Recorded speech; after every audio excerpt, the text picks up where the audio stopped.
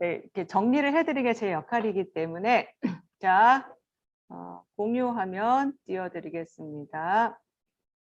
하는 거죠. 자, 현상학이라는 것은 생을 부분이 아니라 아톰이 아니라 전체성으로, 그죠? 전체를 전체성으로 있는 그대로 보자. 이게 이제 현상학이고 요 방법론을 제시한 사람이 후설이었습니다. 그래서 먼저 어떻게 했습니까? 기술적 현상학이었죠. 있는 그대로 생을 그대로 기술을 해보는 거예요.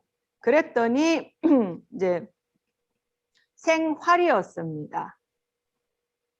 일본에 계신 목사님 계셔서 한자 떨립니다. 생활. 그러니까 생이 활동한다는 거죠. 자, 그런데 그것을 그 형상적 현상학, 환원을 하는 거죠. 형상적 현상학, 환원, 에포케를 그 기술을 한 다음에 그걸 다 판단 중지를 합니다. 그러니까 무엇이 남았죠? 이제 기억을 해 주십시오. 자, 아시죠? 순수 의식이 남았습니다. 이것이 이제 그 생을 있는 그대로 생을 있게 하는, 근데 그게 이데아처럼 어디 멀리 떨어져 있는 게 아니라 그 안에, 생 안에 이미 내재되어 있는 생을 생되게 하는 더 근원적인 거죠. 자, 그런데 이 순수 의식을 그 선험적 환원, 이제 말을 이렇게 썼습니다. 한 번 더 에포케를 쳐봤더니 지향성이 있었습니다. 그래서 지향성이 이제 두 구조로 되어 있죠. 노에시스. 자, 이거는 저희가 현상을 하는 동안 계속 반복을 할 겁니다. 노에마. 그래서 형성작용.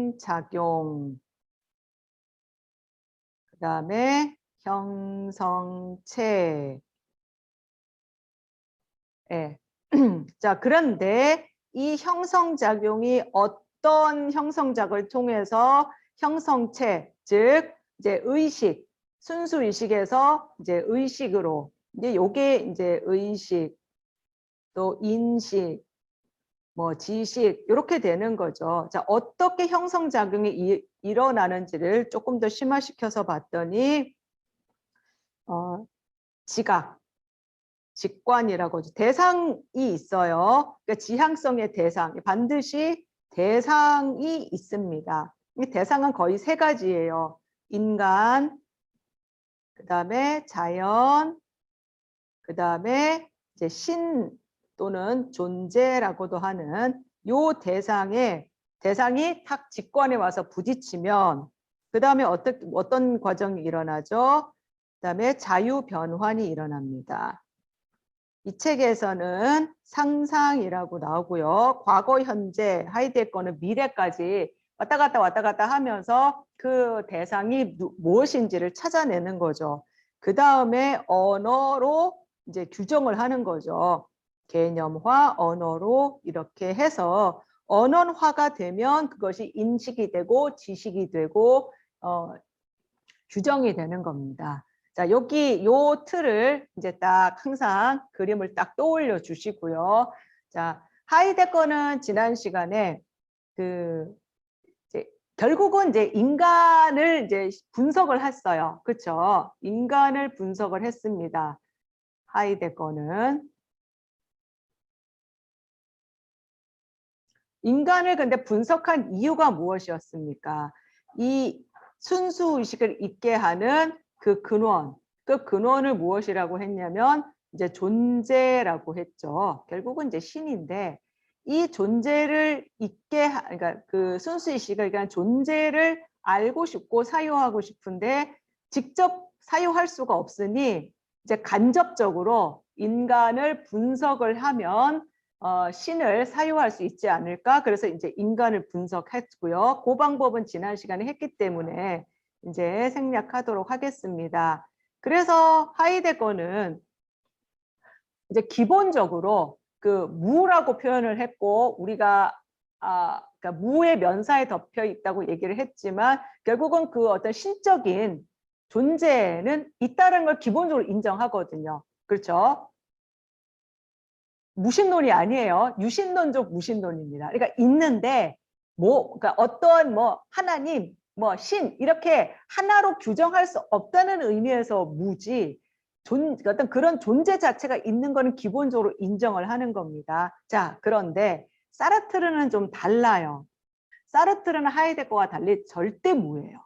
그러니 절대무란 얘기는 뭐냐면 어떤 신이라고 하는 것 자체는 아예 없다. 배후는 말할 것도 없고 우리가 신으로 불릴 수 있는 어떤 초월적인 것, 어떤 그런 것은 아예 없다. 절대무예요, 진짜. 그래서 이것을 기본적으로 합니다. 그리고 또 그래서 사르트의 관심은 누구에게 있냐면 인간에게 있습니다. 사실은 요 시대가 그 키에르케고르, 우리 윤 목사님이 또 키에르케고르 박사시잖아요. 전공자시고 또 전문가시고 박사신데 키에르케고르가 이제 실존이라고 한 이후에 사실은 그 시대의 대세는 실존이었습니다. 그러니까 인간에게 관심이 있었어요.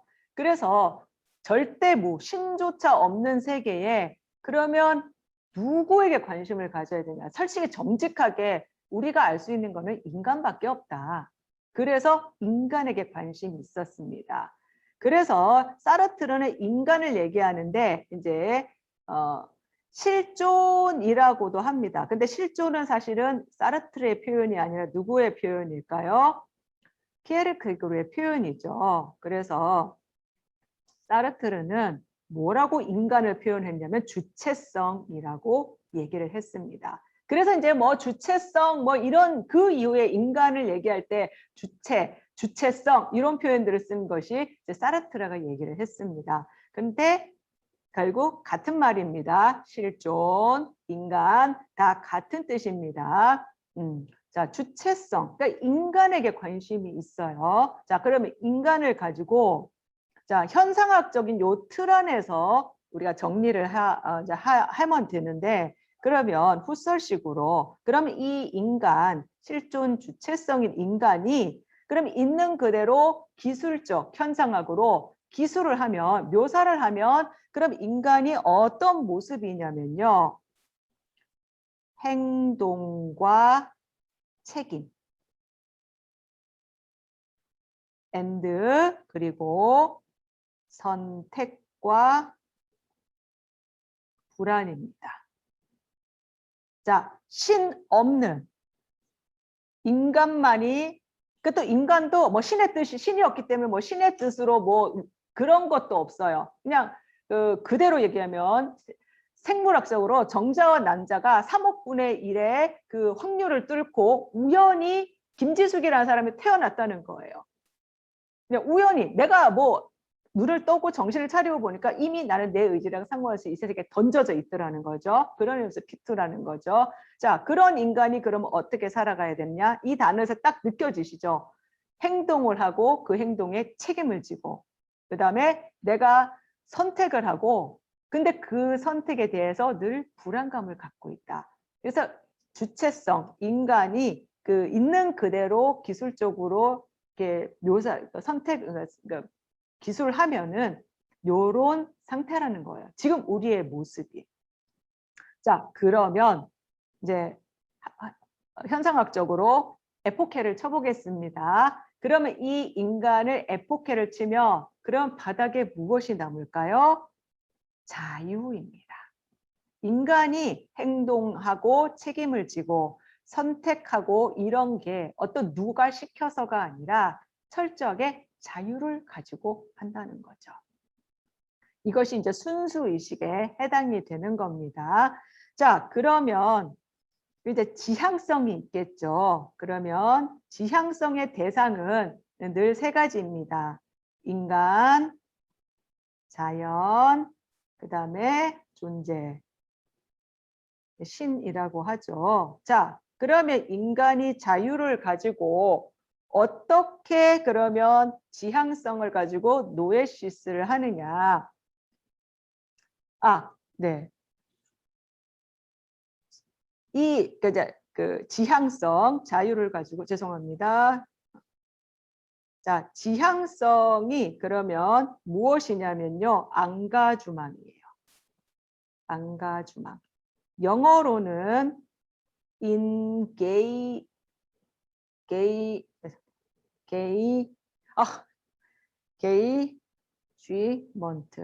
어우, 떨려라.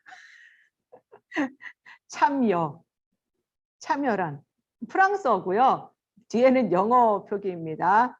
참여예요. 인간이 자유를 가지고 어떤 일에 적극적으로 참여를 하는데 어떻게 참여하냐면요. 자, 이제 대상에 대해서 어떻게 참여하는지를 구체적으로 말씀드리겠습니다. 자, 자연에 대해서 인간이 자유를 가지고 규정하고 해석합니다. 규정하고 해석하면서 안가주망, 참여를 하는 겁니다. 그러면 어떤 식으로 안가주망을 하는지 예를 들어 보겠습니다. 산이 있습니다. 우리나라는 어딜가 산이 있죠. 자, 산을 볼 때 내가 환경론자예요. 환경주의자예요. 산 자체는 그냥 산일 뿐이에요. 그 산은 뭐 어떤 것도 없어요. 그냥 산인데 그 산을 보는 내가 환경론자면 산을 무엇이라고 규정하고 해석하겠습니까? 우리가 보호해야 할 대상, 보존해야 할 대상, 그리고 저것은 파괴되어서는 안 돼. 우리 후손에게 물려주어야 할 소중한 우리의 환경이야. 이렇게 얘기를 하겠죠. 그런데 내가 개발업자예요. 골프 개발업자예요. 골프장 개발업자예요. 그러면 그 산을 산은 산인데 그 산을 뭐라고 규정하고 해석하겠습니까? 아하, 저 산은 내가 저 산 나무를 밀어버리고 골프장을 만들어서 투자를 할 대상, 투자의 대상입니다. 개발의 대상인 거죠. 그래서 자연은 그냥 변치 않는데 그 자연을 보는 인간이 어떤 입장에 따라서 규정하고 해석하냐에 따라서 달라집니다. 그런데 정답은 없습니다. 왜? 다르니까. 자유를 가지고 참여하는 거니까요. 그래서 각자 나름의 어떤 자유를 가지고 그 자연의 대상을 규정하고 해석하면서 안가주망하는 거예요. 참여를 하는 거예요. 사실은 우리는 다 이렇게 살아갑니다. 사물을 볼 때. 그래서 요즘 이제 뭐 오늘 뉴스에 보니까 그 반려동물을 이젠 더 이상 물질로 보지 않고 어떤 가족으로 인식한다고. 그래서 뭐 함부로 죽이면 그것도 처벌받는다. 이제 법을 오늘 이제 발의가 이미 됐고 그걸 뭐 통과시킨다고 그런 얘기가 나와요. 그래서 같은 동물을 볼 때 어르신들, 여전 저희도 시골이지만 어르신들은 그 강아지를 키워서 무엇으로 보실까요? 저 아이는 내 여름에 영양 보충의 대상, 보양식의 대상. 네, 그래서 많이들 키우셔서 또 많이들 잡수시잖아요. 그분들에게 개는 그냥 가축일 뿐이고 그냥 복날 삼계탕 먹듯이 그 키운 강아지를 이렇게 보식용으로 잡아 드시는 뭐 그런 그렇게 규정하고 해석할 수도 있고, 또 어떤 분들은 이 강아지는 내 새끼, 내 아이예요. 그래서 정말 자식처럼 어떤 분은 죽어서 그 강아지에게 아니면 고양이에게 유산을 물려주는 분도 있으시다고 해요. 그러니까 강아지는 강아지고 고양이는 고양이일 뿐인데 그 강아지나 고양이인 동물에 내가 어떻게 규정하고 해석하냐에 따라서 달라지는 거죠. 자, 자연은 그렇게 규정하고 해석합니다. 그런 식으로 인간이 참여하는 겁니다. 자, 인간은 똑같습니다. 규정하고 해석을 해요.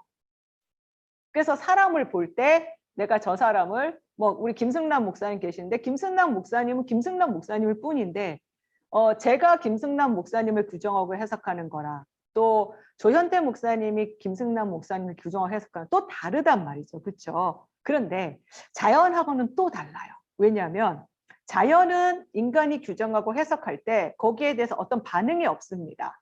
그렇죠? 그런데 사람은 내가 김승남 목사님에 대해서 김 목사님은 이런 분이라고 규정을 해석했을 때 김승남 목사님이 가만히 계시지 않고 아니야. 나는 또 아니라고 또 반격을 하실 수도 있고, 그러니까 김승남 목사님도 또 저에 대해서, 김지숙이라는 사람에 대해서 또 규정하고 해석을 하는 거죠. 그래서 서로가 서로를 규정하고 해석하기 때문에 어떤 감정이 느껴지면 수치심이 느껴지는 겁니다. 그리고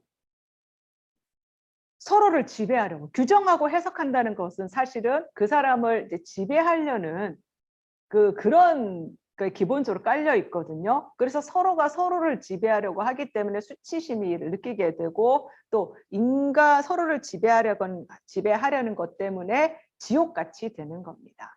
사람에 대해서는 그렇다는 거예요.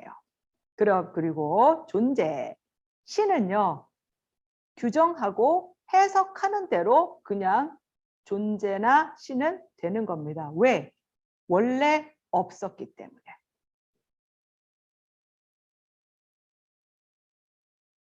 무였으니까, 절대 무였으니까 그냥 신은 그냥 이런 존재야 라고 규정하면 그냥 그걸로 끝나는 거예요. 그래서 아까 그런 말씀들 많이 하셨는데, 실존이 본질보다 앞선다, 그런 표현 하셨죠, 그렇죠? 실존이 본질보다 앞선다. 그럼 이 말이 무슨 말이냐? 실존은 인간을 얘기하는 거죠. 인간이, 이 본질은 바로 인간을 있게 하는 어떤 하이데거식으로 하면 존재.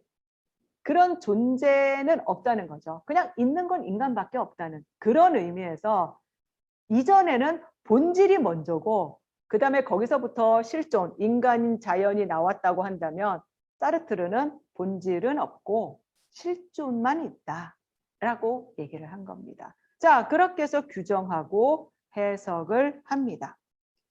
그리고 그 다음에 이제 그렇게 대상을 이제 자유 변환할 때에 어떤 인간이 감정을 가지고 어떤 상태에서 규정하고 해석을 하냐면요, 자유 변환에 해당되는 겁니다. 상상과 감정입니다. 그러니까 자연을 볼 때, 자, 이 돌이 있습니다.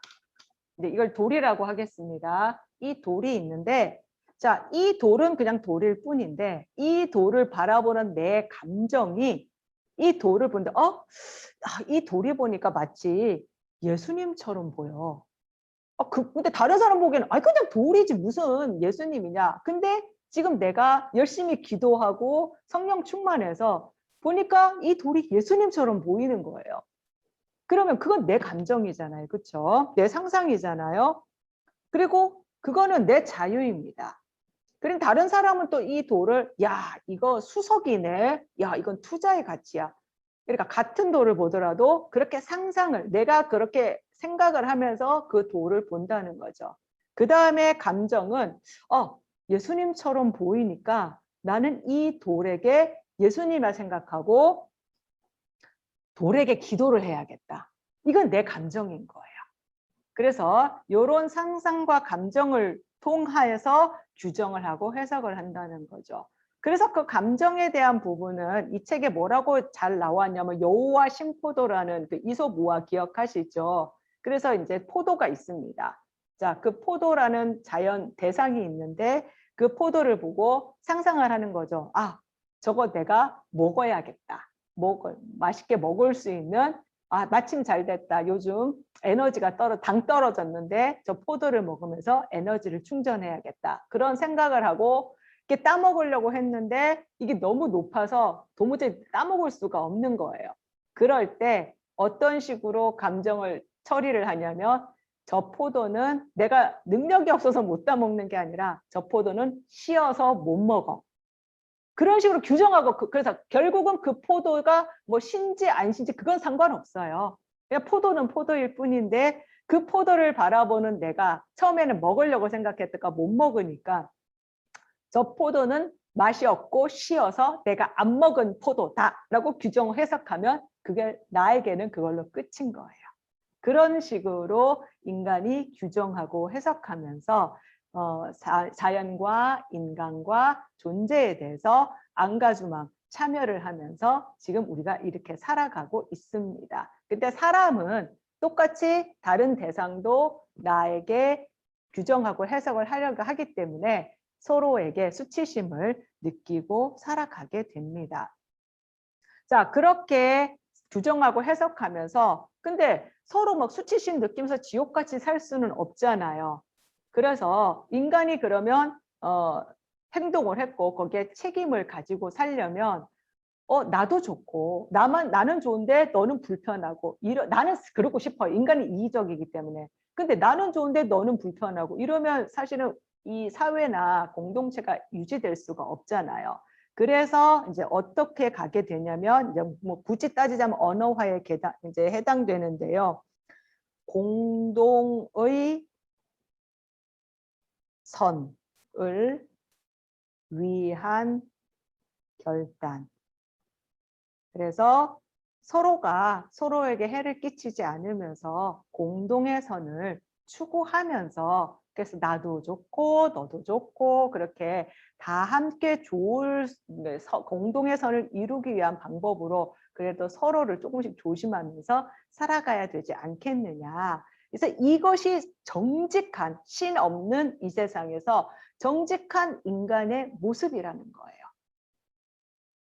맞죠?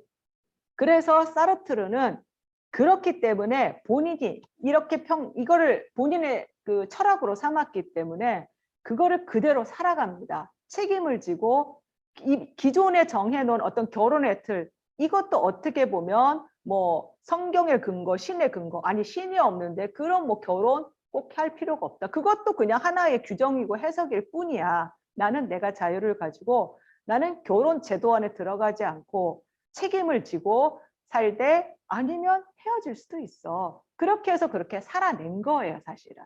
실제 삶으로. 그리고 아까 어떤 목사님께서 유물론하고도 비슷하다고 생각하는데 신이 없기 때문에 맞아요. 왜냐하면 신이 없다는 것 때문에 그런 면에서 사실은 통합니다.